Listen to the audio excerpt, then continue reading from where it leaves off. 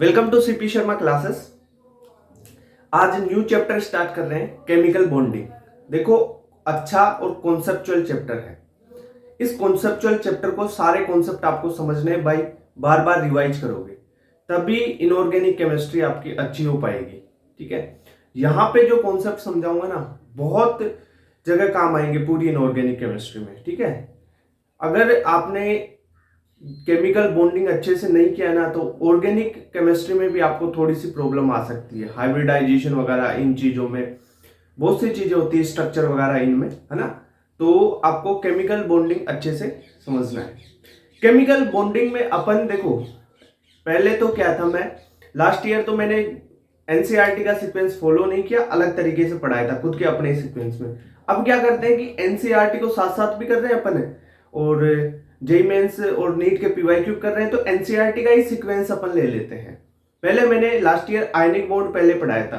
अब की बार उसमें क्या है कि कोवेलेंट बॉन्ड जो लुईस थ्योरी है ना, उसको पहले दे रखा है ना एनसीईआरटी में, तो एनसीईआरटी के सीक्वेंस के अकॉर्डिंग चलते हैं ना। तो पहले लास्ट ईयर तो आयनिक बॉन्ड पढ़ाया था पहले, अब की बार कोवेलेंट से स्टार्ट कर लेते हैं ना, लुईस थ्योरी वगैरह इनसे। तो इससे पहले कुछ बेसिक चीजें बताता हूं। एक क्लासिकल अप्रोच है, एक मॉडर्न अप्रोच है चीजों को पढ़ने की, उसके बारे में भी देखेंगे। आपको एटम्स क्यों कंबाइन होते हैं उसके बारे में थोड़ी सी जानकारी रहनी चाहिए। इसमें मॉडर्न और क्लासिकल दोनों अप्रोच आ जाएंगी। तो थोड़ा बेसिक बनाते हैं। सबसे पहले तो केमिकल बॉन्डिंग अपन स्टार्ट कर रहे हैं, तो केमिकल बॉन्ड होते क्या है उसकी बात करते हैं। बॉन्ड बनेंगे तो क्या होगा, बॉन्ड टूटेंगे तो क्या होगा, मॉलिक्यूल स्टेबल कब होगा। ठीक है, उसके बाद में सारे बॉन्ड्स जो आयनिक बॉन्ड है, कोवेलेंट बॉन्ड है, मेटेलिक बॉन्ड है, सबकी अपन देखेंगे। मेटेलिक बॉन्ड के बारे में थोड़ा सा पढ़ेंगे क्योंकि आपके एनसीईआरटी में ना आपके सिलेबस में मेटेलिक बॉन्ड है। ठीक है, पहले सॉलिड स्टेट में थोड़ा पढ़ते थे और ज्यादा, सॉलिड स्टेट भी नहीं है अब चैप्टर। ठीक है, तो मेटेलिक बॉन्ड के तो बारे में अपने को थोड़ा बहुत ही पता होना चाहिए।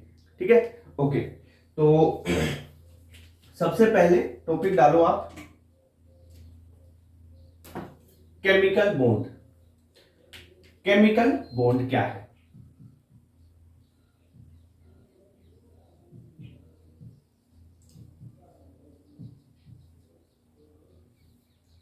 आपके पास कोई दो स्पीसीज है। अब स्पीसीज में एटम भी हो सकती है, आयंस भी हो सकते हैं और मॉलिक्यूल्स भी हो सकते हैं।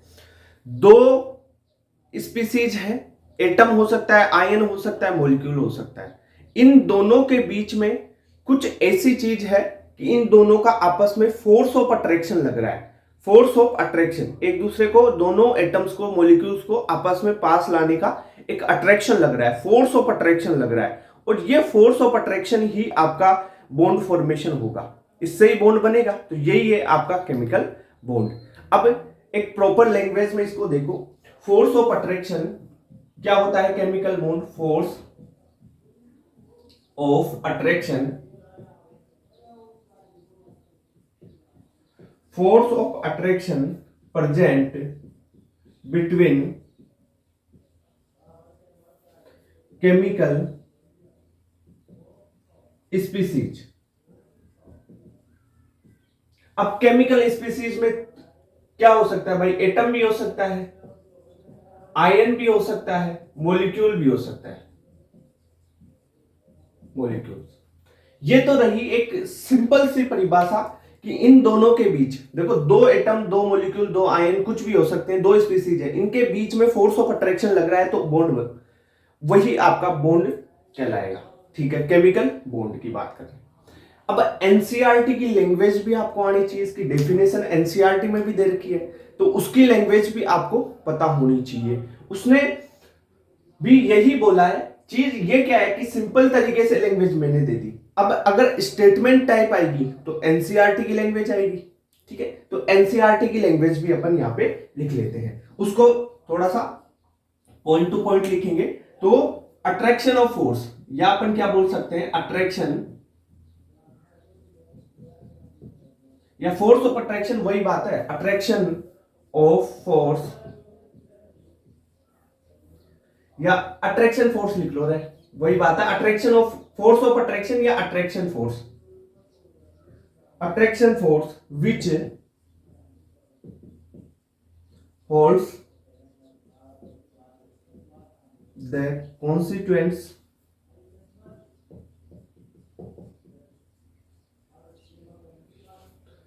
particles। अब कॉन्स्टिट्यूएंट पार्टिकल यानी जो केमिकल स्पीसीज है वही है ये। क्या हो सकता है? एटम हो सकता है, आयन हो सकता है, मॉलिक्यूल्स हो सकते हैं।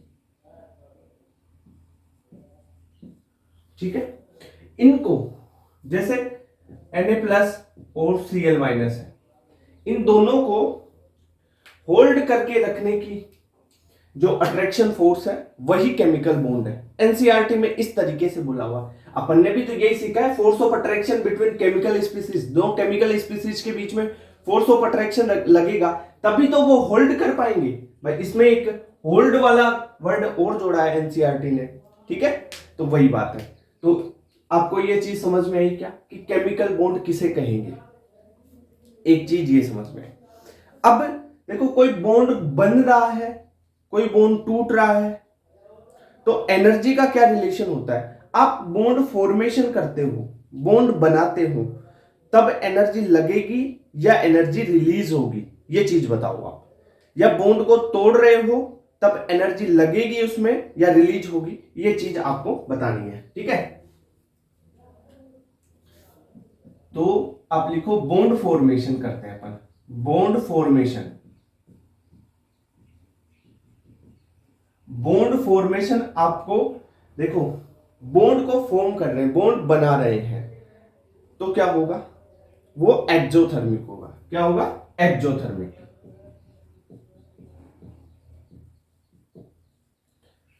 अगर मैं क्या करूं, बॉन्ड का डिसोसिएशन करता हूं, बॉन्ड तोड़ता हूं, बॉन्ड डिसोसिएशन, बॉन्ड को डिसोसिएट कर रहा हूं, तो वो क्या होगा? एंडोथर्मिक होगा।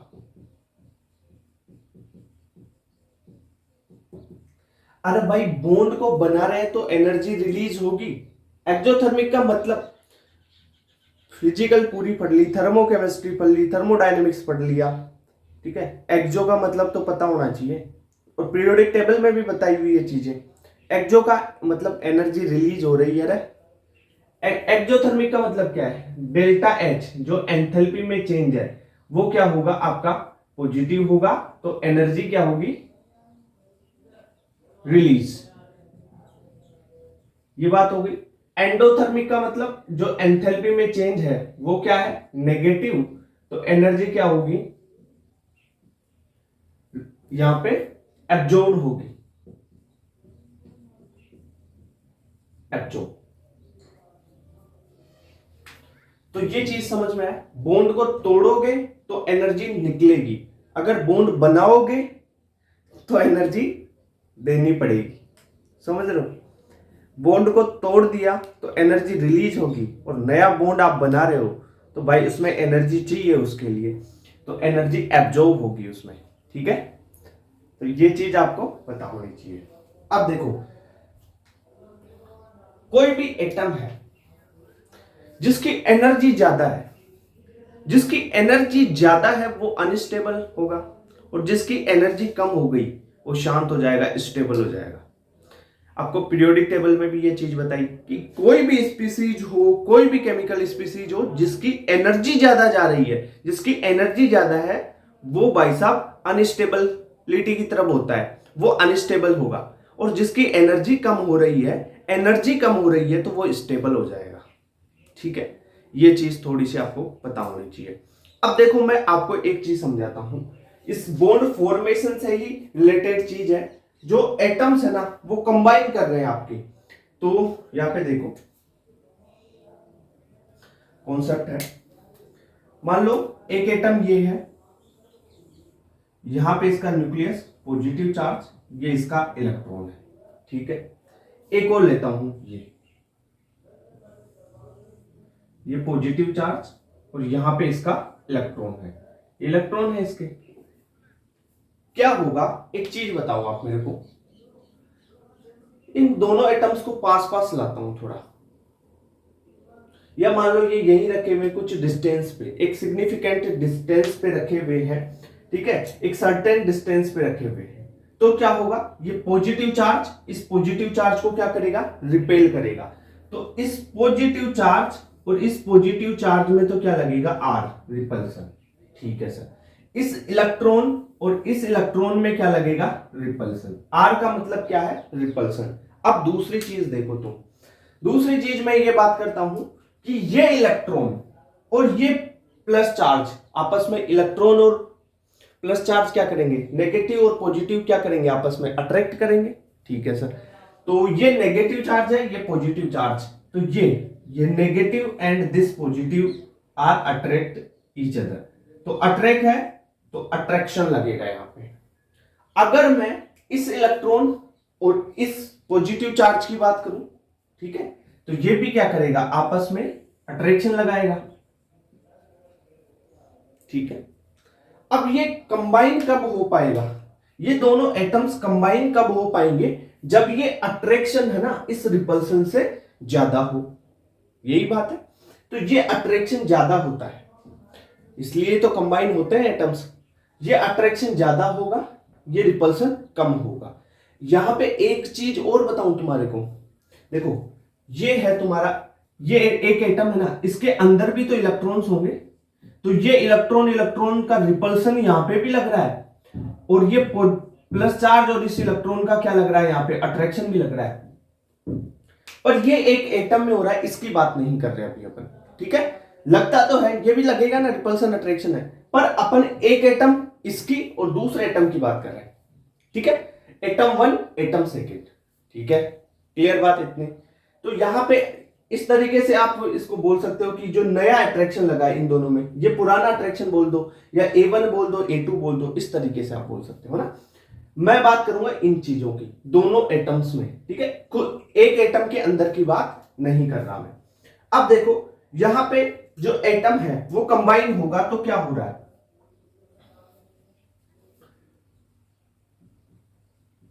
एटम जो ये आपका अट्रैक्शन लगा ना प्लस और इलेक्ट्रॉन के बीच में, क्या लग रहा है, अट्रैक्शन।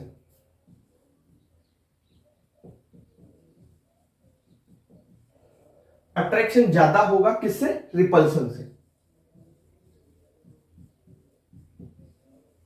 ये चीज समझ में आई क्या, ये अट्रैक्शन देखो, अट्रैक्शन किस किस के बीच में, पॉजिटिव चार्ज और इलेक्ट्रॉन के बीच में जो अट्रैक्शन लग रहा है ना, वो ज्यादा होगा रिपल्सन से, तभी तो एटम कंबाइन कर पा रहे हैं। ये चीज समझ में आई क्या आपको, बताओ।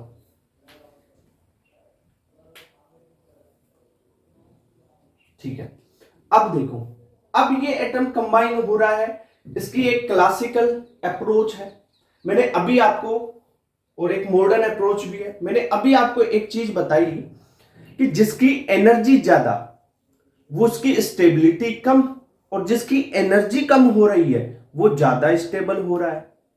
ठीक है, तो ये एटम कंबाइन होकर स्टेबल होना चाह रहे हैं, तो क्या करेंगे, ये एनर्जी को रिलीज करेंगे। ठीक है, एनर्जी कम करेंगे, एनर्जी कम हो गई तो ये स्टेबल हो जाएंगे। भाई दोनों की एनर्जी दूर दूर है, एनर्जी बहुत ज्यादा है। ठीक है, इनकी एनर्जी ज्यादा है, अब ये पास पास आ गए और ये कंबाइन कर गए, तो एनर्जी क्या हो जाएगी, कंबाइन कर गए, ड्रॉप, एनर्जी ड्रॉप हो गई, यानी ये स्टेबिलिटी की तरफ तभी आएंगे। ये चीज समझ में आई क्या। एक क्लासिकल अप्रोच भी अपन बोल सकते हैं कि जो लुईस ऑक्टेट रूल थी, कि ये आपस में कंबाइन क्यों हुए, क्या कारण था, कि अपने ऑक्टेट को कंप्लीट करने के लिए। ये बहुत क्लासिकल अप्रोच है। एनर्जी वाली अप्रोच थोड़ी मॉडर्न हो गई है ना, तो ऐसा दे रखा है एनसीईआरटी में, ध्यान रखना, लगाना है। तो मैं यहां पे आपका पॉइंट लिख दूं क्या, टू अटेन, एक पॉइंट ये हो गया, दूसरा point two attain stable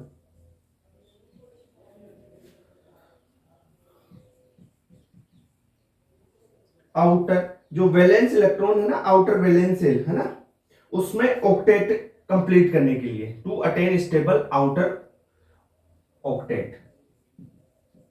outer octet का मतलब क्या है, अभी आप समझ जाओगे लुईस का ऑक्टेट रूल, यानी जो उसकी वैलेंस सेल है उसमें 8 इलेक्ट्रॉन, यहां पे मैं लिख देता हूं वैलेंस शेल में 8 इलेक्ट्रॉन होने चाहिए। ये चीज है ऑक्टेट का मतलब। लास्ट वाली सेल है ना वैलेंस सेल, उसमें 8 इलेक्ट्रॉन होने चाहिए, जैसे 2p6 हो गया, 3s2 हो गया, या जो भी है लास्ट के 8 इलेक्ट्रॉन होने चाहिए कैसे भी हो। ठीक है, कंबाइन इसलिए कर रहा है, पहली बात हो गई। ठीक है, दूसरी चीज मैं बोलूं, टू मिनिमाइज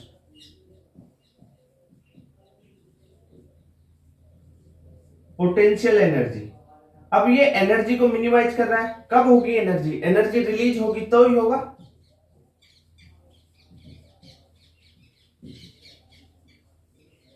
भाई एनर्जी रिलीज होगी तभी तो ये मिनिमाइज होगी पोटेंशियल एनर्जी की।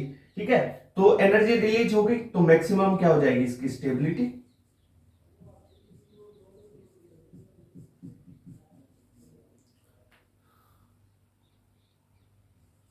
गेन कर लो। ठीक है, ये बात होगी। तो ये क्या थोड़ी बहुत चीजें आपको समझ आ रही है, मैंने कुछ चीजें बताई है, अभी स्टार्ट किया यार, थोड़ी थोड़ी चीजें, ये सारी चीजें समय के साथ समझ में आती रहेगी। क्या ये क्लियर है चीजें, बताओ बताओ बताओ। अब यार एटम कंबाइन क्यों हो रहे हैं, ये देख, तेरे को ये चीजें याद रखनी है भाई, आउटर स्टेबल ऑक्टेट, ठीक है, मिनिमाइज पोटेंशियल एनर्जी, ये दो इंपॉर्टेंट चीजें। ठीक है, यहाँ पे अट्रैक्शन ज्यादा हुआ तभी तो ये पास आएंगे यार, कंबाइन हो पा रहे हैं ना वो चीज। ठीक है सर, तो ये केमिकल बॉन्ड हो गया। अब मैं देखो आपको ये जो एनसीईआरटी में एक चीज दे रखी है पर वो अभी नहीं दे रखी, कोवेलेंट बॉन्ड में शुरू में नहीं दे रखी, वो थोड़ा आगे दे रखा है एनसीईआरटी में। पर वो जो पोटेंशियल एनर्जी का ग्राफ के साथ रिलेशन चलता है ना, हाइड्रोजन मॉलिक्यूल्स का कैसे एटम कंबाइन होता है ना, वो एनर्जी चेंजेस के साथ में आपको एक बार वो ग्राफ बता देता हूं, क्या कई बार क्वेश्चन आ जाए, क्या पता। ठीक है, तो जेई में तो आया हुआ है उस ग्राफ से क्वेश्चन, अपने भी कर लेते हैं, है ना। तो देखो ये चीजें हो गई आपको, बॉन्ड फॉर्मेशन होगा एक्सोथर्मिक, बॉन्ड डिसोसिएशन होगा एंडोथर्मिक, ये चीज याद रखो। डेफिनेशन और एटम कंबाइन क्यों हुए, अगर ऑप्शन में ये ना हो तो ये लगा दो, ये ना हो तो ये लगा दो। ठीक है, ये तीनों याद रखनी है चीजें, है ना। ओके, नोट करो इसको।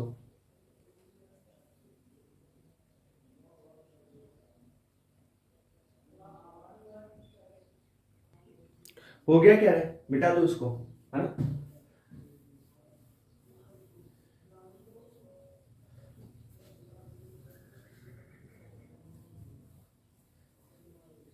देखो चीजें याद रहना जरूरी है भाई, चाहे थोड़ा मतलब ज्यादा आउट ऑफ सिलेबस पढ़ने की जरूरत नहीं है, पर जितना पढ़ाया गया है ना उतना अगर रिवाइज करते हुए याद कर लोगे ना भाई, एक भी क्वेश्चन गलत नहीं होगा। ठीक है, कॉन्सेप्ट अगर जितने ज्यादा कॉन्सेप्ट आपके रिवाइज होंगे, ठीक है, याद होंगे, आपको लर्न होंगे, तो आप कोई सा भी क्वेश्चन कर पाओगे, ध्यान रखना। अगर कॉन्सेप्ट ही आधा अधूरा याद है, एक बार पढ़ लिया पढ़ के छोड़ दिया, आउट ऑफ सिलेबस चीजें पढ़ ली और फिर देखी ही नहीं, अरे भाई आउट ऑफ सिलेबस पढ़ने की बजाय जो पढ़ा है एनसीईआरटी का सिलेबस है उसी को बार बार रिवाइज कर सकते हैं, है ना, तो उससे ज्यादा फायदा होगा। बाकी तुम्हारी मर्जी।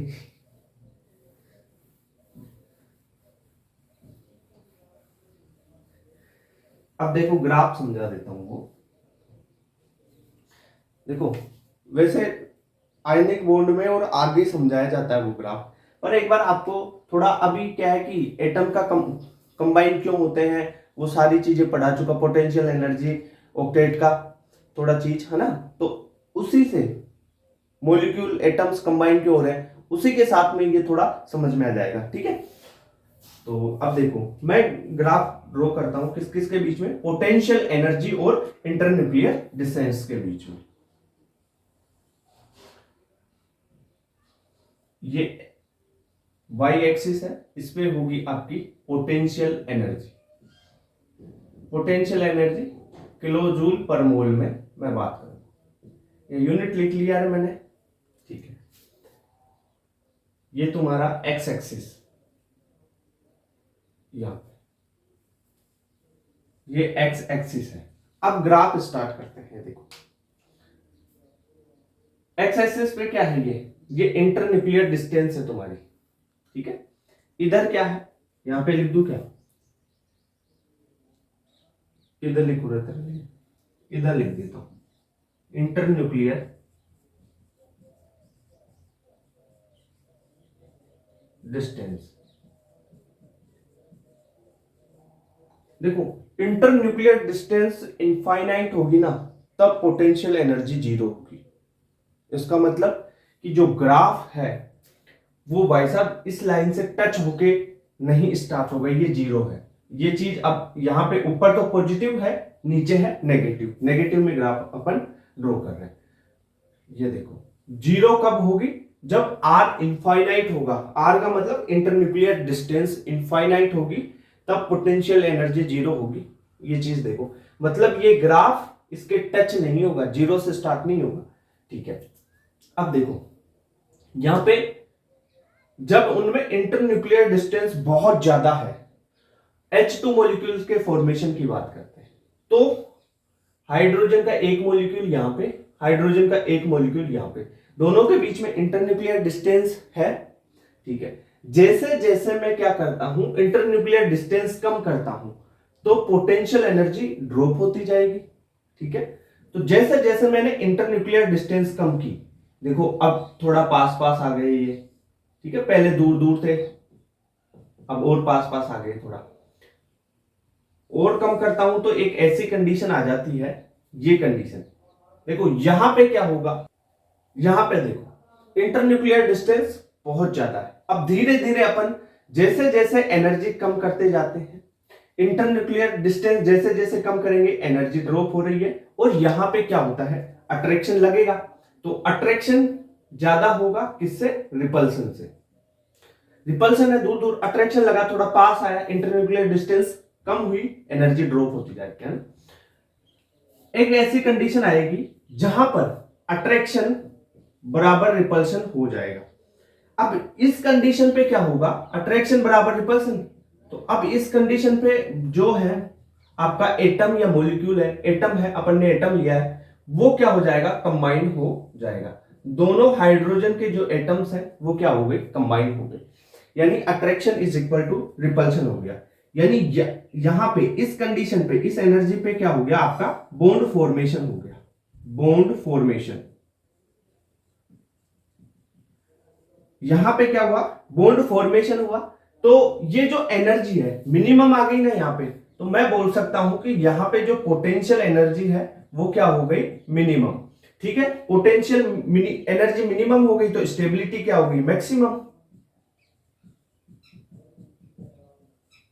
Stability maximum.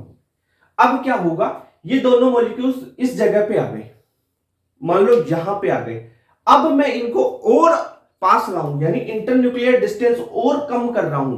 पहले यहां पे थे, देखो इस कंडीशन पे देखो, पहले यहां पे थे, फिर अट्रैक्शन बढ़ा यहां पे आए, फिर और बढ़ा, एनर्जी कम हुई यहां पे आए, फिर एक ऐसी कंडीशन आएगी बॉन्ड फॉर्मेशन की, तब ये ऐसे हो गए, यहां पे हो गए, ठीक है। इस कंडीशन पे देखो पहले यहां, फिर ऐसा अट्रैक्शन थोड़ा और बढ़ा अट्रैक्शन, पोटेंशियल एनर्जी और कम हुई, स्टेबिलिटी आई, तो ये इस कंडीशन पे आ गई। अब इसको और आगे मैं और पास में लाना चाहूं, और पास में लाना चाहूं तो इसका भी न्यूक्लियस होगा, इसके पास भी न्यूक्लियस है। अब क्या होगा, और पास लाऊंगा तो इसके न्यूक्लियस, इसके इलेक्ट्रॉन्स क्या करेंगे, आपस में मोर रिपल्शन करेंगे, रिपल्शन मोर करने लग जाएंगे, मतलब क्या होगा, अनस्टेबिलिटी की तरफ जाएगी। और इनकी अगर और पास लाने की कोशिश करूंगा तो तुरंत क्या होगा, जो एनर्जी है, पोटेंशियल एनर्जी है, वो इंक्रीज हो जाएगी, कुछ ऐसा। ये एनर्जी क्या हो गई, यहां पे इंक्रीज हो गई भाई साहब, ठीक है। सही बना देता हूं इसको, पोटेंशियल एनर्जी क्या हो जाएगी, और अगर पास लाने की कोशिश करें तो एनर्जी क्या होगी, इंक्रीज होगी। तो ये मिनिमम एनर्जी जहां पे बॉन्ड फॉर्मेशन हो रहा है, वो H formation of H2 molecule की बात कर लूं मैं, फॉर्मेशन ऑफ H2 मॉलिक्यूल, ठीक है। ये कितनी होगी एनर्जी, नेगेटिव में आ रही है नीचे, तो यहां पे जो एनर्जी होगी वो होगी 435.8 किलो जूल पर मोल में। और इसकी बॉन्ड फॉर्मेशन हो गया इस जगह पे, तो इसकी बॉन्ड फॉर्मेशन हो गया, तो बॉन्ड बन गया, और बॉन्ड बन गया तो बॉन्ड लेंथ भी होगी कुछ, ठीक है, आर होगा। तो बॉन्ड लेंथ की बात करूं मैं तो वो होगी यहां पे, ये इस जगह बात कर रहा हूं, ये इंटरन्यूक्लियर डिस्टेंस जो आपकी बॉन्ड फॉर्मेशन हुआ वो है 74 पिकोमीटर के लगभग होगी, ठीक है। बॉन्ड लेंथ BL लिख देता हूं, बॉन्ड लेंथ, ठीक है। अब क्या हुआ, यहां पे पहले तो H थे, हाइड्रोजन थे, इनकी एनर्जी ज्यादा थी, देखो एनर्जी धीरे धीरे कम हुई, एनर्जी कम होगी तो स्टेबिलिटी आएगी और H2 मॉलिक्यूल का फॉर्मेशन हो गया। तो मैं बोलूं कि H2 मॉलिक्यूल स्टेबल है बजाय H एटम के।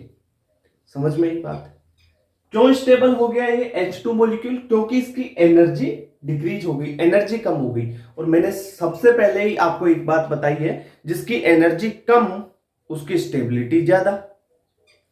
चीज तो समझ में आ रही है थोड़ी बहुत। तो आपको ये थोड़ा बहुत आइडिया पता होना चाहिए कि एनर्जी कम हो रही है, इंटरन्यूक्लियर डिस्टेंस इधर से इधर आएंगे ना, ऐसे यहां से उधर से इधर आ रहा है, तो क्या हो रहा है, इंटरन्यूक्लियर डिस्टेंस भी कम होती जा रही है, एनर्जी कम। अब एक कंडीशन ऐसी, बॉन्ड फॉर्मेशन हो गया, सारी चीजें हो गई, और पास लाओगे यार, न्यूक्लियस है उसके पास, पॉजिटिव पॉजिटिव रिपल्शन करेंगे, धक्का मारेंगे, एनर्जी में क्या होगा, बढ़ जाएगी एनर्जी भाई। तो मतलब वो मॉलिक्यूल क्या जाएगा, अनस्टेबिलिटी की तरफ चला जाएगा, फिर स्टेबल नहीं होगा वो, ठीक है। एनर्जी तुरंत बढ़ती है फिर। ओके, इतनी बात क्लियर। तो ये चीज समझ में आई क्या।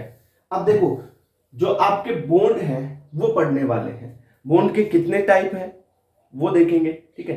पहले अपन कोवेलेंट बॉन्ड से शुरू करते हैं अब की बार, है ना। लुईस ऑक्टेट थ्योरी, देखो लुईस ने तो इसके बारे में, कोवेलेंट बॉन्ड के बारे में कुछ बोला नहीं था, तो लैंगुएमिर नाम के साइंटिस्ट थे एक, है ना, उन्होंने कोवेलेंट जो टर्म है उसके बारे में कुछ बोला, और लुईस की जो कॉन्सेप्ट था ऑक्टेट रूल, उसको थोड़ा सा मॉडिफाई किया, और फाइनल अपन लुईस ऑक्टेट रूल पढ़ते हैं, वो मॉडिफाई किया हुआ है, ठीक है।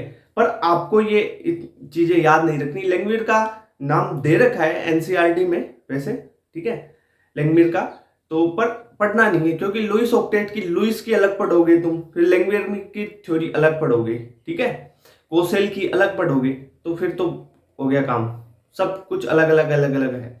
आपको एक लुईस कॉन्सेप्ट जो है, कोसेल लुईस का जो कॉन्सेप्ट है दोनों का एक साथ, और लैंगमुइर भी उसमें मॉडिफाई करिए सारी चीजें, तो ऑक्टेट रूल के रूप में आपको बता दिया जाएगा, ठीक है। कोवेलेंट को भी उसमें इंट्रोड्यूस कर दिया था लैंगमुइर ने, तो वो चीज भी अपन करेंगे, ठीक है। तो पहले इसको आप नोट करो, फिर अपन चलते हैं कोसेल लुईस की थ्योरी पे। Note down it.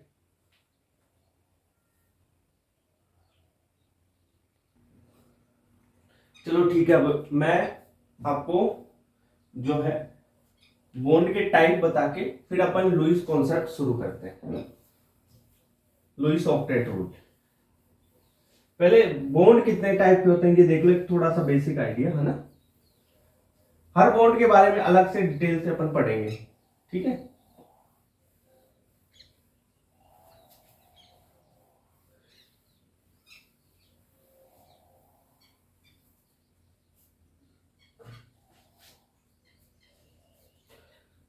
टॉपिक है क्लासिफिकेशन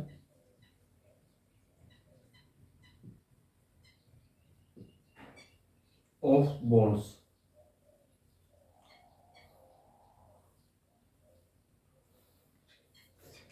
अब आप इनकी क्लासिफिकेशन या तो बॉन्ड एनर्जी के टर्म्स में कर लो, या बॉन्ड डिसोसिएशन एनर्जी के बेस पे कर लो, है ना। तो ऐसा भी कर सकते हो आप, ठीक है। क्या रहेगा बेस, बॉन्ड एनर्जी रह सकती है, या आप बॉन्ड डिसोसिएशन एनर्जी भी रख सकते हो, ठीक है। Bond dissociation energy, BDE, bond dissociation energy. Classification करेंगे भाई, देखो कुछ की एनर्जी ज्यादा, कुछ में कम, डिसोसिएट करेंगे तब, या बॉन्ड फॉर्मेशन करेंगे तब, वो चीजें हैं। फॉर्मेशन करेंगे तब एक्सो होगा, अभी बताया था सारी चीजें। बॉन्ड फॉर्मेशन करेंगे तब क्या होगा, और बॉन्ड डिसोसिएशन करेंगे तब क्या होगा, एनर्जी रिलीज होगी या एनर्जी एब्जॉर्ब होगी, शुरू में बताया हुआ है ना, कर लो। अब देखो एक तो होगा स्ट्रॉन्ग बॉन्ड,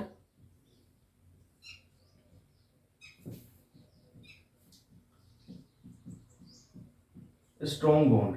अब पहले मैं इसकी एनर्जी वगैरह भी चीजें, बहुत सी चीजें बताता था स्ट्रॉन्ग बॉन्ड के बारे में, कितनी एनर्जी लेगा क्या है, पर अब काम की नहीं है भाई, आती ही नहीं है वो, है ना, तो छोड़ दो एनर्जी वगैरह के बारे में। आप सिंपल लिख लो बस स्ट्रॉन्ग बॉन्ड और वीक बॉन्ड।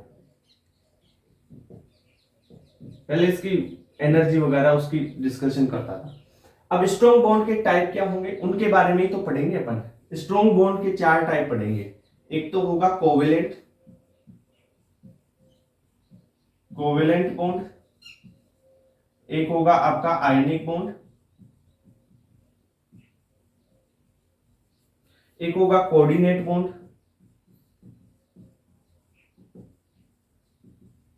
कोऑर्डिनेट बॉन्ड, एक होगा मेटेलिक बॉन्ड।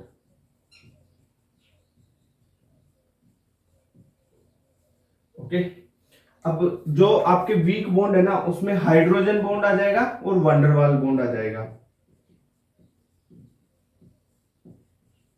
हाइड्रोजन बॉन्ड और एक आ जाएगा वंडरवाल, वंडरवाल फोर्स या वंडरवाल जो बॉन्ड बनेगा वो, ठीक है, उसकी बात करेंगे। अब देखो हाइड्रोजन बॉन्ड की बात करूं मैं तो ये अनसिमेट्रिकल वाला वीक में आता है। अगर सिमेट्रिकल हाइड्रोजन बॉन्डिंग होगी, है ना, वो भी पढ़ाऊंगा मैं, उसकी एनर्जी थोड़ी ज्यादा हो जाती है सिमेट्रिकल की। ये जनरली अनसिमेट्रिकल के लिए मैं बात करूंगा। तो बॉन्ड का क्लासिफिकेशन इस टाइप से हो गया, और इस चैप्टर में अपन इन सब चीजों के बारे में पढ़ेंगे, बस मेटेलिक बॉन्ड के बारे में नहीं पढ़ेंगे, ठीक है, क्योंकि सिलेबस में है ही नहीं।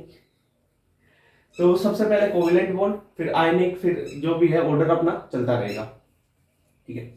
अब कोवेलेंट बॉन्ड स्टार्ट करते हैं अपन, है ना, अभी स्टार्ट करते हैं कोवेलेंट बॉन्ड, और लुईस कॉन्सेप्ट वगैरह इनकी डिस्कशन करते हैं। देखो अरे मेटेलिक बॉन्ड में क्या होगा, जैसे मेटल्स के कर्नेल्स हैं ये देखो, पॉजिटिव चार्ज पॉजिटिव चार्ज। अब इसमें क्या होता है कि इनको पकड़े रहने के लिए भी तो इलेक्ट्रॉन चाहिए। ये इलेक्ट्रॉन्स बीच बीच में कर्नेल में, यहाँ पे ये खाली जगह ना, इसमें घूमते रहते हैं। यही है बॉन्ड, मेटेलिक बॉन्ड जनरली, ठीक है। पहले सॉलिड स्टेट में अच्छे से डिटेल से इसको पढ़ाते थे, पर अब है नहीं, तो सिलेबस में ही नहीं है तो क्या करोगे। चलो ठीक है, नोट कर लो इसको। अब जो कोसेल लुईस की कॉन्सेप्ट है उसकी बात करते हैं। चलिए नोट बेटा दो।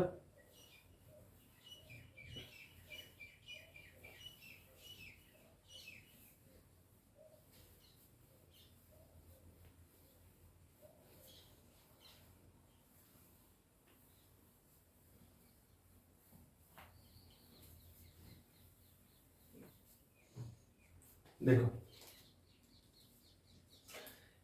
ये क्लासिकल अप्रोच है, ठीक है, इसकी किसकी, जो आपका कौन लुईस कॉन्सेप्ट है ना, Kossel Lewis concept, bond formation और बॉन्ड क्यों बन रहा है, एटम कंबाइन क्यों हो रहे हैं, उन चीजों के लिए, है ना।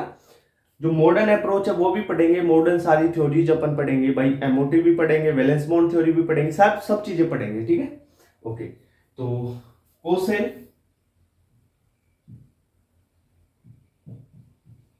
लुईस ऑक्टेट रूल, ठीक है।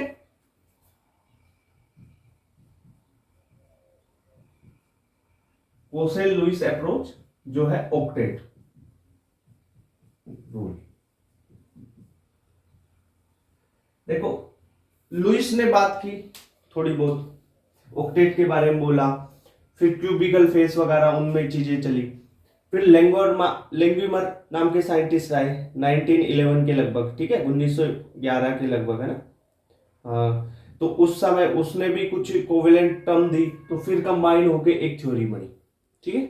तो जो प्रॉपर थ्योरी है सबके मिलने से, उसी की बात करेंगे, क्योंकि सब तीनों की अलग अलग चीजें पढ़ने से तो क्या मतलब है, कोई मतलब नहीं है। आपको क्वेश्चन आएगा, क्वेश्चन या तो आता है लुईस डॉट स्ट्रक्चर बनाओ, या लुईस की जो एक्सेप्शंस हैं या इसकी लिमिटेशंस है वो क्या है उसके बारे में पूछा जाता है, ठीक है, उसकी बात करते हैं। या लुईस कॉन्सेप्ट किस पे बेस्ड है उसकी भी बात किया जाता है, ठीक है, उसकी बात करेंगे, ठीक है।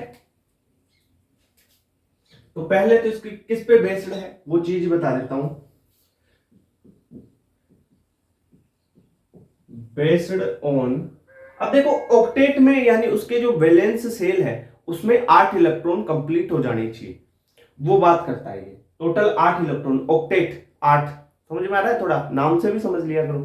तो based on inertness of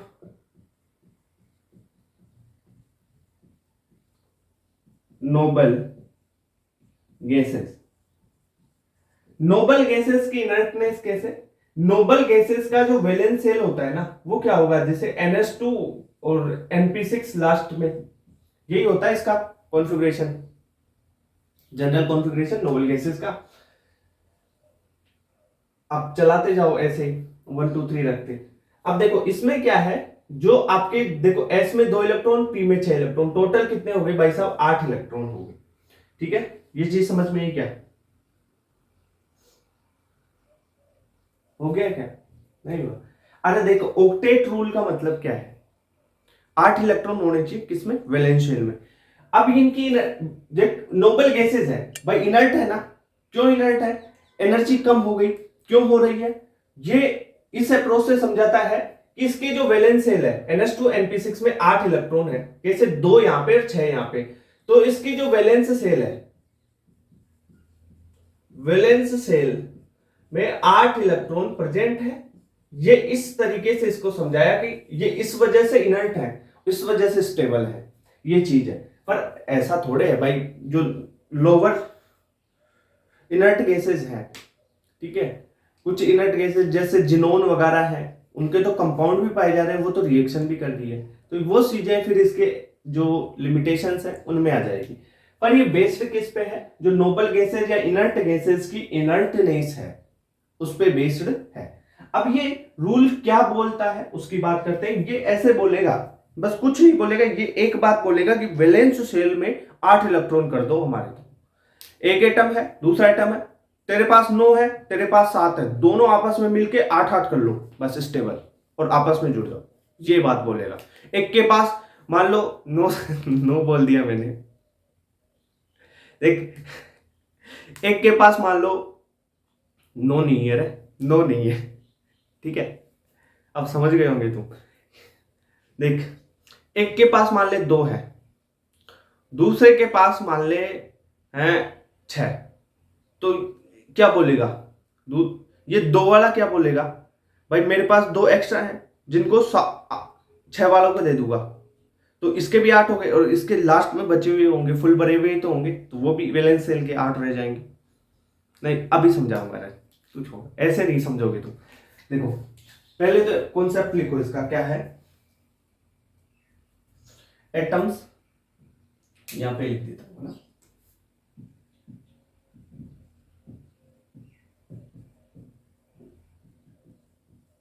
atoms can combine, ऐसे लिख लो, कैन कंबाइन। अब किसके द्वारा कंबाइन होंगे? या तो जो इसके वैलेंस सेल के इलेक्ट्रॉन है उसके ट्रांसफर से, तो पहला तो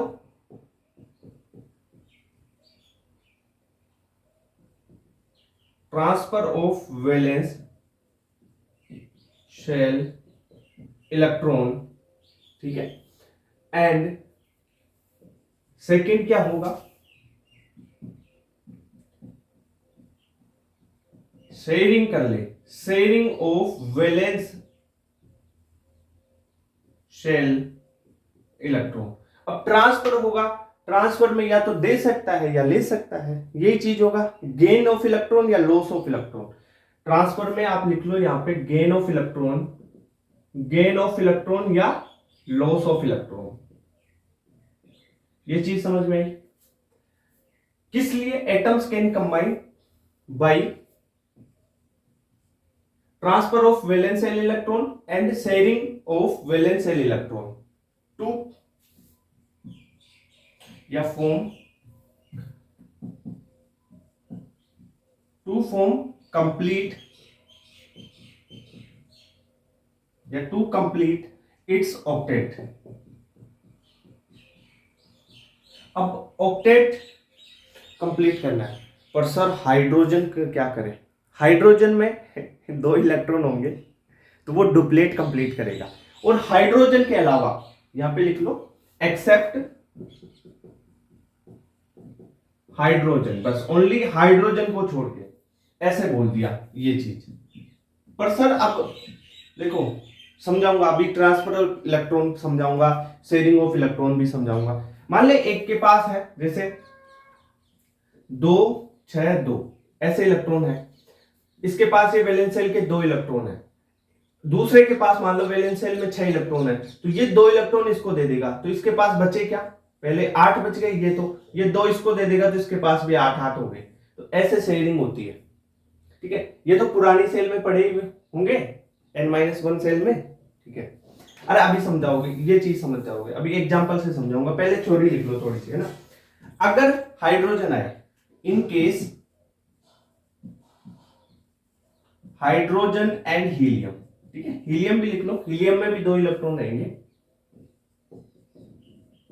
हाइड्रोजन एंड हीलियम, इसमें क्या होगा, ड्यूप्लेट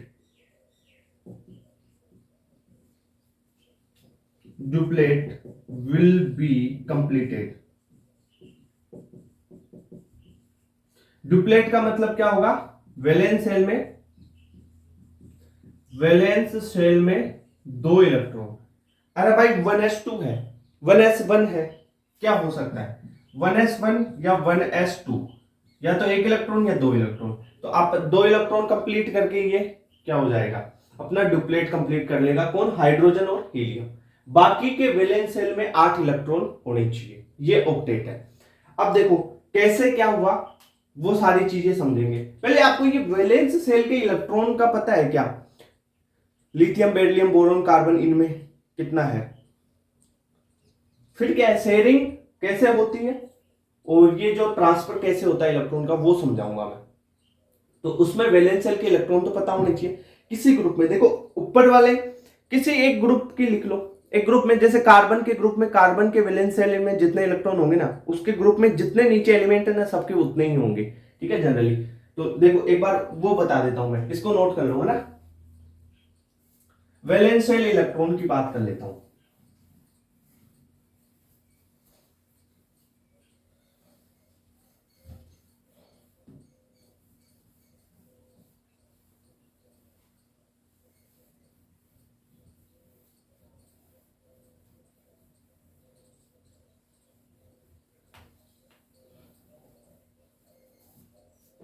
देखो जैसे मैं बात करूं, lithium beryllium boron carbon nitrogen, ठीक है, ऑक्सीजन फ्लोरीन और नियोन की, तो वैलेंस शेल क्या होगी भाई, इसकी 2s1 होगा, ये 2s2 होगा, ठीक है। ये क्या हो जाएगा ना, 2s2 तो पूरा भरा हुआ है, 2p1 में इलेक्ट्रॉन गया, 2s2 भरा हुआ है, 2p2 हो गया, 2s2 भरा हुआ है, फिर 2p3 हो गया। ये तो इलेक्ट्रॉनिक कॉन्फ़िगरेशन तुम्हारे को बताया हुआ है सारी चीजें। 2p4 में गया, ये 2s2 है, ये 2p5 में गया, 2s2 फुल भरा हुआ है, 2p6 भी भर गया पूरा, ये बात है। अब वैलेंस शेल में इलेक्ट्रॉन देखो, वैलेंस शेल इलेक्ट्रॉन, 2 वाली सेल वैलेंस शेल है, इसमें कितना इलेक्ट्रॉन है, 1 इलेक्ट्रॉन, ठीक है। तो वैलेंस शेल में लिथियम वाला जो ग्रुप होगा ना, सारा ग्रुप लिथियम का ग्रुप, ठीक है, उसमें कितना होगा 1, बेरिलियम के में 2 होंगे, देखो 2 है, बोरोन में 2 ये 1 ये, तो यानी 1 + 2 कितना हो गया भाई, 3 हो गया, 2 + 2 4, वैलेंस शेल में 2 इसमें 3 इसमें 5, 2 इसमें 4 इसमें 6, 2 इसमें 5 इसमें, कितने हो गए 7, 2 इसमें और 6 इसमें 8, ये वैलेंस शेल के इलेक्ट्रॉन। अब जैसे कार्बन के नीचे सारे एलिमेंट आएंगे ना, काशी गए शंकर प्रभु, सभी का वैलेंस शेल में इलेक्ट्रॉन 4 होगा। नाइट्रोजन से के ग्रुप में नीचे सारे एलिमेंट आएंगे, नाइट्रोजन के नीचे वाले ग्रुप में, नीचे उसी ग्रुप में, उनमें वैलेंस शेल में इलेक्ट्रॉन 5 होंगे, जनरली बात कर रहा हूं। अब जो से इनर्ट पेयर इफेक्ट लग गया, वहां हो गए तो वही, पर देगा कितने शेयर करेगा, उस चीज की बात अलग हो जाती है, पी ब्लॉक में पढ़ेंगे वो चीजें, ठीक है। या लास्ट मिनट पे इफेक्ट यहाँ पे पढ़ा दूंगा, कोई दिक्कत नहीं। अब देखो, अब तो ये याद रखो, अब जैसे नाइट्रोजन, अब फॉस्फोरस में भी 5 ही होंगे, ऑक्सीजन है, सल्फर में भी 6 ही होंगे, ठीक है, ऐसा ये चीज हो गई। अब एक लुईस डॉट स्ट्रक्चर भी देख लो, इसकी साथ साथ में देख लो, लुईस डॉट स्ट्रक्चर।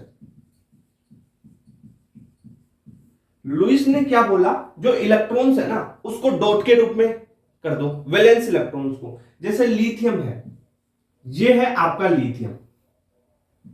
अब इसने बोला कि लिथियम का वैलेंस इलेक्ट्रॉन 1 है, इस पे 1 डॉट लगा दो। बेरिलियम पे कितना है भाई, वैलेंस इलेक्ट्रॉन 2 है, इस पे 2 डॉट लगा दो, हो गया। बोरोन में कितने हैं, 3 वैलेंस इलेक्ट्रॉन है, लुईस ने बोला 3 डॉट लगा दो, लुईस डॉट स्ट्रक्चर बन जाएगी। कार्बन में 4 है वैलेंस इलेक्ट्रॉन, 4 डॉट बना दो, लुईस डॉट स्ट्रक्चर हो गई। नाइट्रोजन के लिए 5 है तो 5 लगा दो, ये लो 5 डॉट बना दिए। ऑक्सीजन के लिए उसने बोला भाई 6 है तो 6 लगा दूंगा मैं, कोई दिक्कत नहीं है, ये ले 6 हो गए। फ्लोरीन के लिए 7 वैलेंस इलेक्ट्रॉन है तो 7 लगा दो आप, क्या डॉट, ये लो, ये इलेक्ट्रॉन है, ये डॉट का मतलब इलेक्ट्रॉन है। अब नियोन है, फुलफिल्ड है, 8 है तो 8 लगा दो। ये इनकी लुईस डॉट स्ट्रक्चर हो गई। अब एटम, ये तो एटम्स की हो गई। अब इनका मॉलिक्यूल बनाए तो वो शेयरिंग से बनेगा, कुछ में ट्रांसफर ऑफ इलेक्ट्रॉन से बनेगा, सारी चीजें। कई बार क्वेश्चन आ जाता है, सिंपल सा क्वेश्चन आ जाता है कि आपको दिए गए कंपाउंड की लुईस डॉट स्ट्रक्चर बताओ या सही करेक्ट लुईस डॉट स्ट्रक्चर बनाओ, तो वहीं पे फंस जाओगे फिर। तो ये बेसिक चीजें भी आनी चाहिए थोड़ी बहुत, है ना। तो ये लुईस डॉट स्ट्रक्चर का थोड़ा सा फॉर्मेट, या लुईस सिंबल भी बोल देखो, वही बात है, लुईस डॉट स्ट्रक्चर। अब स्ट्रक्चर अपन मॉलिक्यूल, बड़े मॉलिक्यूल्स के लिए भी बात करेंगे, जैसे Li2 वगैरह इनकी, है ना। तो लुईस डॉट सिंबल लिख लो, अच्छा रहेगा, है ना। स्ट्रक्चर या सिंबल वही बात है, सिंबल या स्ट्रक्चर। अब स्ट्रक्चर में आप जैसे Cl2 की लिखोगे, कैसे लिखोगे, वो सारी चीजें बताऊंगा मैं, है ना। तो ये चीज होगी क्या तुम्हारी, है ना। अब देखो शेयरिंग से कैसे इलेक्ट्रॉन ऑक्टेट कंप्लीट होगा, और ट्रांसफर से कैसे जो है आपका ऑक्टेट कंप्लीट होगा, उसकी बात करता हूं। ये वैलेंस इलेक्ट्रॉन याद होने चाहिए। लिथियम से, अरे तरीका देख, 1 2 3 4 5 6 7 8, lithium, beryllium, boron, carbon, nitrogen, oxygen, fluorine, neon, ठीक है, सीधे चले जा, हो जाएगा, याद हो गया, ये तो सिंपल ही है।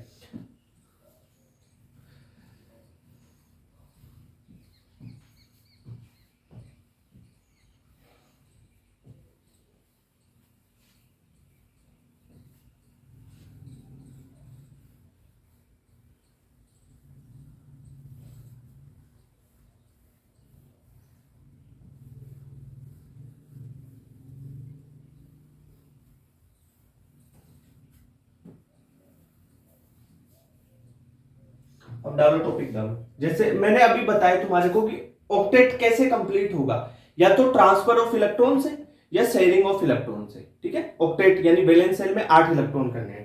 पहले अप्रोच देखते हैं अपन, पहले ट्रांसफर ऑफ इलेक्ट्रॉन की बात कर लेते हैं ना, ठीक है। ऑक्टेट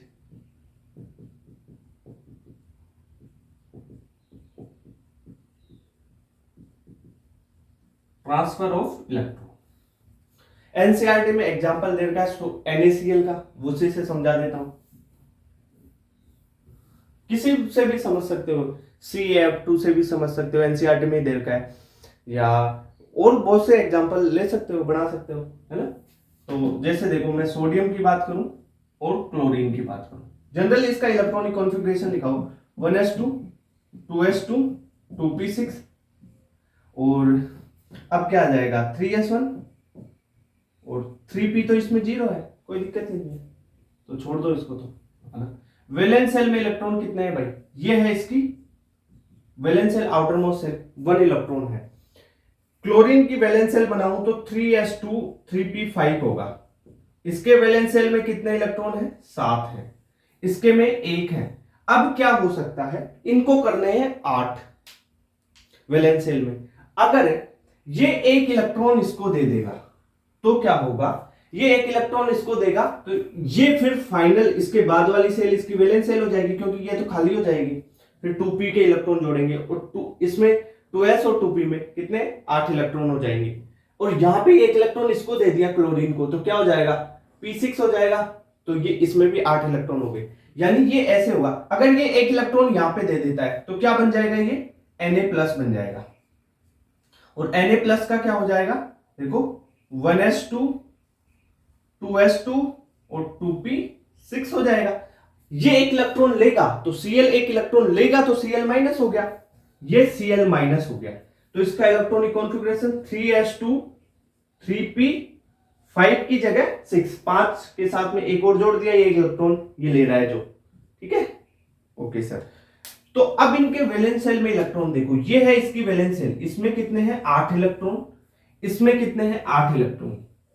तो जो आपने ये 1 इलेक्ट्रॉन इसको दिया तो Na+ और Cl-, Na+ और Cl- जुड़ के क्या हो गया, जुड़ गया NaCl बन गया, कंपाउंड भी बन गया NaCl, आपको मॉलिक्यूल बन गया नहीं, और आपका यहां पे ऑक्टेट भी कंप्लीट हो गया।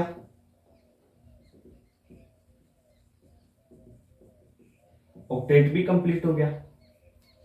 समझ में आई बात, ये चीज। तो अब देखो ऑक्टेट कंप्लीट, वैलेंस शेल में भाई इसमें भी 8 हो गए, इसमें भी 8 हो गए, ये चीज समझ में आ गया। वैसे ही आप कर सकते हो, जैसे कैल्शियम फ्लोराइड CaF2 की बात करूं मैं, तो कैल्शियम 2+ और F- कितने हैं, 2 है, यही होगा। अब देखें कैल्शियम कौन से में आते हैं, बेटा मांगे कार स्कूटर होता है, तो S2 है। इससे अंदर क्या भरे हुए हैं भाई, S2p6 भरा हुआ है, S2p6 तो पूरा भरा हुआ है, S2 है एक। फ्लोरीन में है, फ्लोरीन में क्या होगा, 1 इलेक्ट्रॉन की कमी है, यानी ये p5 है। तो यहां पे क्या हुआ, 2 क्लोरीन है ना, एक p5 और है, S2 के दोनों इलेक्ट्रॉन, 1 इलेक्ट्रॉन ये इसको दे दे, 1 इलेक्ट्रॉन ये इसको दे दे, तब क्या होगा भाई, यहां पे तो इसके दोनों इलेक्ट्रॉन खत्म, बाद वाला S2p6 कंप्लीट है। जैसे S2p6 ये S1 है S2 है ऐसे, ठीक है, समझ रहे हो बात। अरे ऐसे लिख ले भाई, इतना बुद्धू है तू, इतना बुद्धू है। इलेक्ट्रॉनिक कॉन्फ़िगरेशन बता चुका हूं, फिर भी 2s2 2p6 ये तो हो गया, 3s2 ये कैल्शियम का है ना। फ्लोरीन का क्या हो जाएगा रे तेरे पास, देख 3s2 3p5। अब यहां से 2 इलेक्ट्रॉन निकालता हूं मैं S2 में से, 1 इलेक्ट्रॉन, फ्लोरीन कितने हैं 2 है ना, तो एक p5 दूसरा भी p5 है, 1 इलेक्ट्रॉन इस p5 को दे दिया, दूसरा इलेक्ट्रॉन दूसरे फ्लोरीन को दे दिया, तो यहां पे क्या हो जाएगा p6 हो जाएगा ना, ये तो p6 हो गया, और यहां पे S2 और p6 बचा हुआ है ये, तो इसके भी कितने इलेक्ट्रॉन हो गए 8 इलेक्ट्रॉन हो गए वैलेंस शेल में, और इसके भी 8 इलेक्ट्रॉन हो जाएंगे, क्यों, अरे S2 भी तो है, S2p6 इस S2 पे ये भी तो वैलेंस इलेक्ट्रॉन ही है, ठीक है, टोटल 8 हो गए, इसलिए CaF2 फिर फॉर्मेशन हो गया, ये चीज है। तो ये ट्रांसफर हुआ है, या तो गेन ऑफ इलेक्ट्रॉन होगा या लॉस ऑफ इलेक्ट्रॉन, एक तो गेन कर रहा है दूसरा लॉस कर रहा है, यही तो है, एक दे रहा है इलेक्ट्रॉन दे दिया, ये काम हो गया। अब शेयरिंग में क्या होगा, जो इलेक्ट्रॉन है दोनों के बीच में पड़ी रहेंगे, ठीक है, उसकी बात करते हैं। तो दूसरा पॉइंट डालो आप, ऑक्टेट कंप्लीट बाय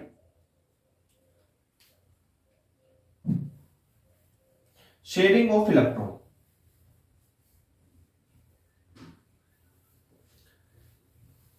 जो ट्रांसफर है ना उसमें ध्यान रखना कैसे कंप्लीट होगा, या तो गेन ऑफ इलेक्ट्रॉन होगा या लॉस ऑफ इलेक्ट्रॉन होगा, ठीक है, उससे कंप्लीट हो जाता है चीजें।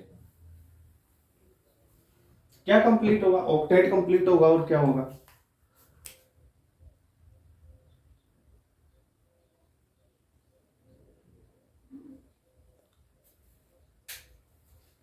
अब देख, octet complete by sharing of electron. Electron की शेयरिंग कैसे होगी? फॉर एग्जाम्पल जैसे अपन किसी का भी ले ले, अपन Cl2 का ले ले, है ना, और बहुत सारे Br2F2, कोई सा भी एग्जाम्पल ले लो, NCERT का उठा ले, Cl2 का उठा लो, जैसे Cl2 की बात करूं। अब क्लोरीन के वैलेंस इलेक्ट्रॉन मैंने बताए, किसके? फ्लोरीन के बता दिए, वही क्लोरीन के होंगे। भाई फ्लोरीन में कितने होते हैं? फ्लोरीन के वैलेंस इलेक्ट्रॉन उसी सीरीज में आता है FCl Bri, इन सभी के क्या होंगे? फ्लोरीन के कितने थे? 7 थे, तो सबके ही 7 होंगे। ठीक है सर, पहले लुईस डॉट इसका सिंबल बनाओ, कैसे? क्लोरीन है, 2 क्लोरीन ले लिया। क्लोरीन के कितने इलेक्ट्रॉन थे?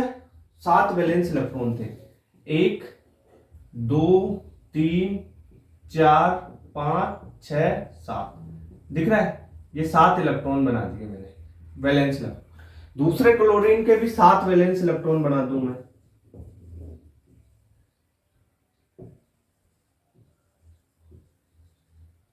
ये लो, ये 7 वैलेंस इलेक्ट्रॉन इसके बन गए।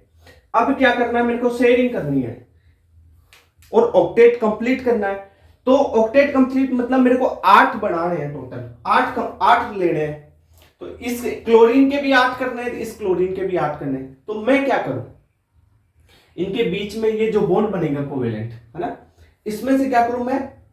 एक इलेक्ट्रॉन इस वाला इसमें जोड़ लूं, जैसे शेयरिंग कर दी इस इलेक्ट्रॉन की इसके साथ में, मान लो जैसे ये ले लिया। तो यहां पे अब देखो 1 2 3 4 5 6 7 8, इसके 8 इलेक्ट्रॉन कंप्लीट हो गए।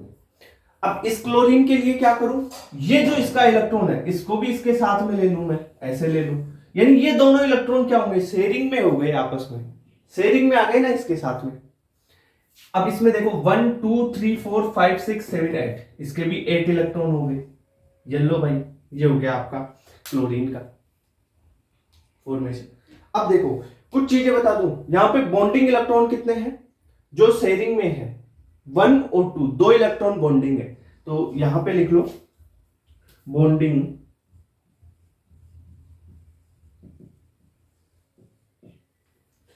बॉन्डिंग इलेक्ट्रॉन जो शेयरिंग में इलेक्ट्रॉन है, ठीक है, या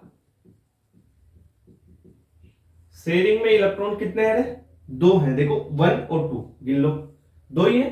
ओके, बॉन्डिंग इलेक्ट्रॉन पता चल गया। अब देखो नॉन बॉन्डिंग इलेक्ट्रॉन देखें,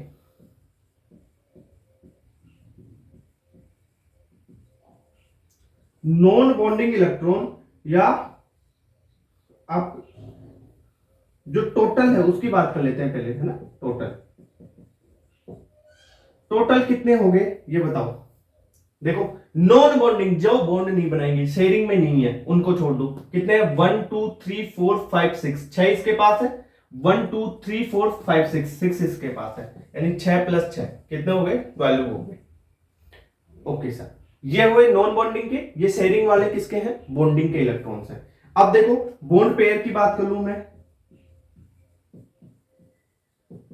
बॉन्ड पेयर की बात करूं या नंबर ऑफ बॉन्ड, वही बात है, नंबर ऑफ बॉन्ड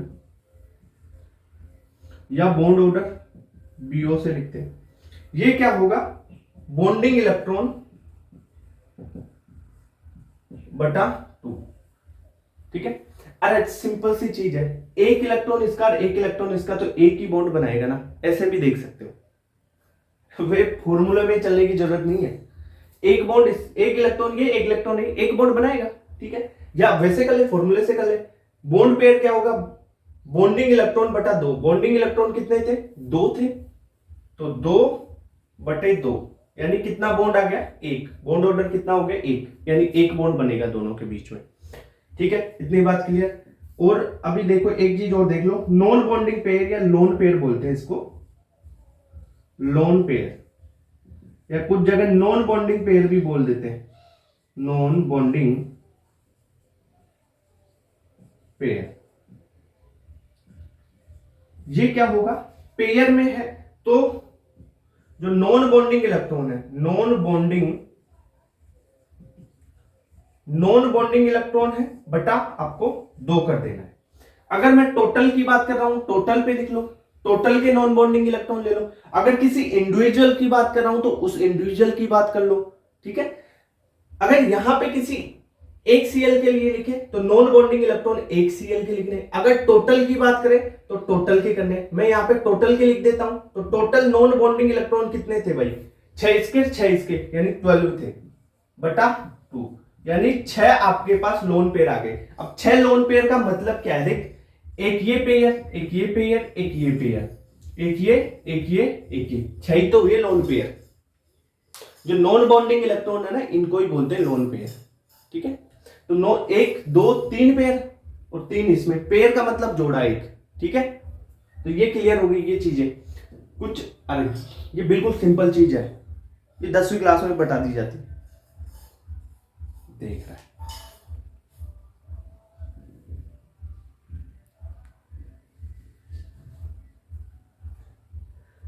चल नोट करो इसको, ये वाली चीज नोट करो, फिर और एग्जांपल्स करते हैं इसके।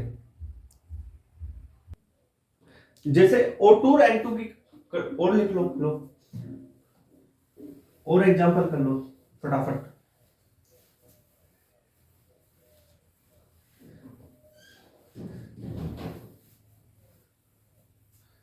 जैसे मैं बात करूं किसकी, O2 की बात करता हूं।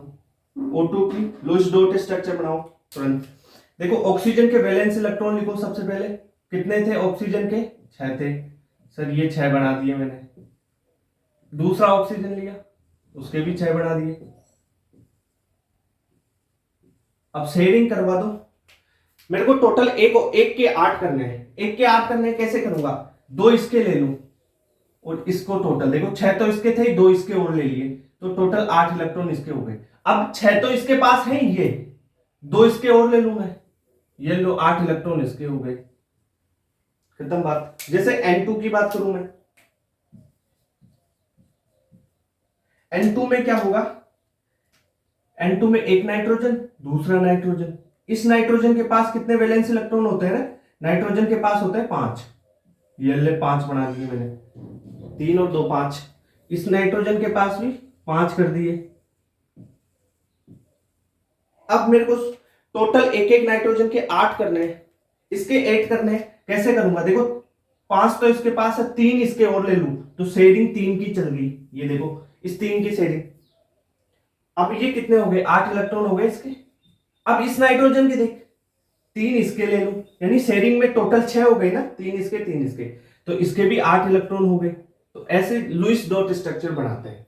अब मॉलिक्यूल्स की आप स्ट्रक्चर कैसे बनाओगे? देखो ऐसे सोच सोच के बनाते हैं, पर उसमें क्या है, जो बॉन्ड है ना उसका पता होना चाहिए। अगर आपको बॉन्ड निकालना आ गया ना, और बॉन्ड ऑर्डर निकालना मैं तुरंत बताऊंगा अभी, वो सिंपल तरीके से ना, बॉन्ड निकालना आ गया ना तो लुईस डॉट स्ट्रक्चर बहुत जल्दी और बहुत आराम से बना पाओगे, ठीक है। तो वैलेंस इलेक्ट्रॉन और ये चीजें आपको पता होनी चाहिए सिंपल तरीके से। तो ये है, ये तो बेसिक कॉन्सेप्ट है, और एक जबरदस्त बेसिक कॉन्सेप्ट ही बताऊंगा, पर बहुत फास्ट करने का तरीका हो जाएगा वो, ठीक है, मॉलिक्यूल्स के लिए। नोट कर लो इसको, ठीक है। तो ये चीजें कंप्लीट हो गई क्या? देखो अभी आपको जो चीजें बताइए ना उसको माइंड में रखो और कॉन्सेप्ट क्लियर करो। वैलेंस इलेक्ट्रॉन भी कर लो आप याद, है ना। और जो जो मेन कॉन्सेप्ट आपको बताए हैं वो चीज देखो।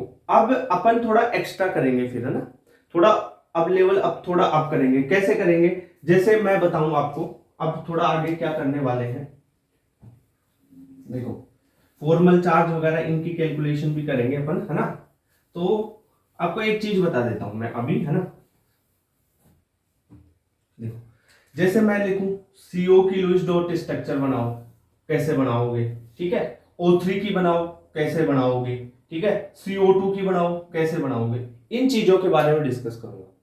देखो इनकी स्ट्रक्चर बनाने से पहले आपको यह पता होना चाहिए कि ये कार्बन और ऑक्सीजन में कितने बॉन्ड हैं बीच में, तो आप बहुत जल्दी बना पाओगे। क्योंकि देखो एक बॉन्ड है बीच में, एक बॉन्ड है तो 2 इलेक्ट्रॉन, एक इसके पास एक इसके पास, ऐसे तुरंत बहुत जल्दी अंदाजा लगा पाओगे। तो बीच के बॉन्ड निकालना सिखाऊंगा अभी, है ना, और फिर आप लुईस डॉट स्ट्रक्चर उसके साथ साथ बना दूंगा, है ना।